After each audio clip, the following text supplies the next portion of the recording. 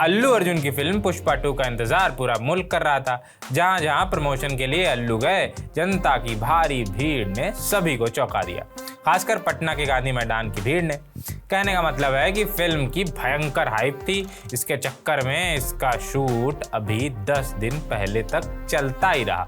अल्लू और सुकुमार चाहते थे कि फिल्म जनता की उम्मीदों पर खरी उतरे। क्या इस फिल्म की जैसी हाइप बनी थी उस पर यह फिल्म खरी उतर पाई या नहीं, आगे के तमाम शब्दों में यही आपके सामने बांटेंगे। चलिए खेला शुरू करते हैं। पुष्पा 2 में अल्लू अर्जुन की एंट्री थोड़ा यूनिक है।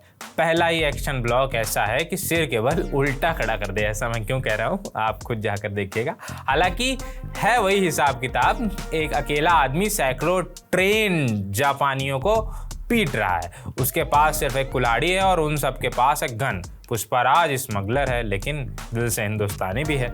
एक स्मगलर को ऐसे हीरो नहीं बनाना चाहिए था। वो तो खैर पहली वाली पुष्पा में ही बना दिया था, सेकेंड पार्ट में देशभक्त भी बना दिया। खैर अपने को क्या है, आगे बढ़ते हैं। पुष्पा 2 शुरू होते ही एक मंजिल पर पहुंच जाती है, फिर जाकर दिखाना शुरू करती है इस मंजिल तक पहुंचने में कितना समय लगा, कैसे पहुंची ये फिल्म यहाँ तक, क्या कठिनाइयाँ आई। लेकिन इस पार्ट में नहीं, शायद अगले पार्ट में हमें वो देखने को मिले कि मंजिल क्या थी, कहाँ तक पहुंचे, जैसे गैंग्स ऑफ वासेपुर में हमें देखने को मिला था। फिल्म के साथ एक अच्छी बात यह है कि इसमें फर्स्ट पार्ट का एसेंस बचा कर रखा गया है। कई सीक्वल्स के साथ ऐसा होता है कि उनसे उनकी विरासत की सुगंध नहीं आती। ऐसा हमने हाल फिलहाल में सिंघम अगेन के साथ होते देखा था।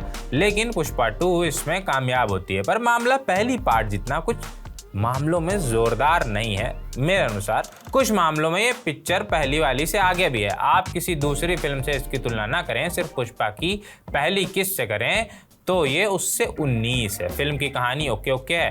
पहली किस्त के बाद दूसरे में सुकुमार को थोड़ा चौंकाना चाहिए था, पर ऐसा नहीं है। कई दूसरे एलिमेंट्स चौंकाते हैं लेकिन कहानी में कोई नयापन नहीं दिखता। हाँ, ये वाला पहली वाली से ज़्यादा ग्रैंड है, ये वाला पार्ट।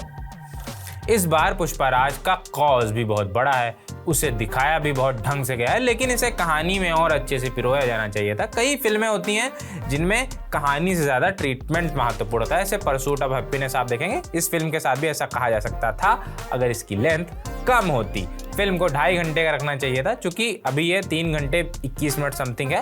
चूंकि पुष्पा 2 में ड्रामा भरपूर है इसलिए आप बोर नहीं होते, पर कई मौक़ों पर यह फिल्म खिंची हुई लगती है। आप मोबाइल निकाल कर नोटिफिकेशन चेक करने लगते हैं। फिल्म की लेंथ थोड़ी कम होती तो और ज़्यादा मज़ा आता, या फिर फिल्म एनिमल जैसी हो कि उतनी ज़्यादा इंगेजिंग हो। पुष्पा 2 कई मौक़ों पर आपका ध्यान भटका देती है, हटा देती है, लेकिन कई मौक़ों पर इतनी ज़्यादा इंगेजिंग है कि आप स्तब्ध होकर देखते हैं। मैं 2 जगहों पर स्तब्ध हुआ।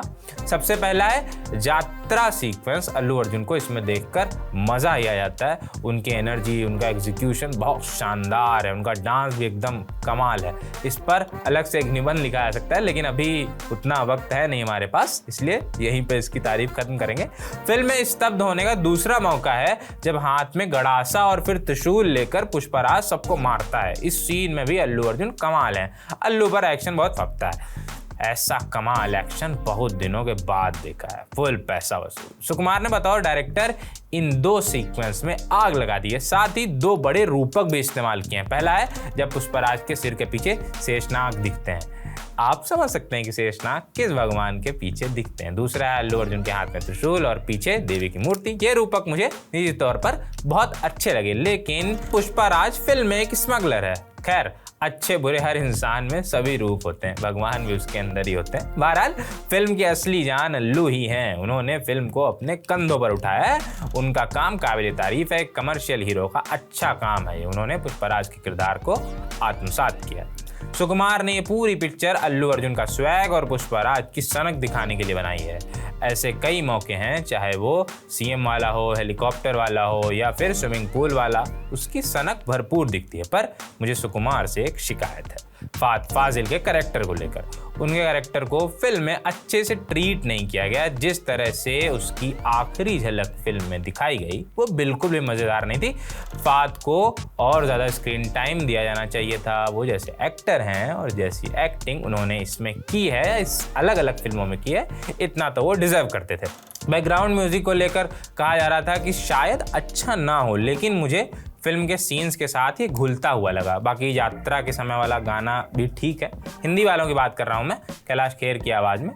सुकुमार की मेहनत फिल्म में दिखती है, बस वो इसे थोड़ा ट्रिम कर पाते या फिर कहानी बहुत कमाल होती तो ये और ज़्यादा ज़ोरदार पिक्चर होती। लेकिन फिर भी फिल्म थिएटर में एक बार देखने वाली, एक बार नहीं कई लोग तो बार बार भी देख सकते हैं। जाकर दिखाइए, काहे कि पुष्पा 3 में धमाका होने वाला है। ऐसा हम क्यों कह रहे हैं ये आपको फिल्म देखकर ही पता चलेगा। शुक्रिया।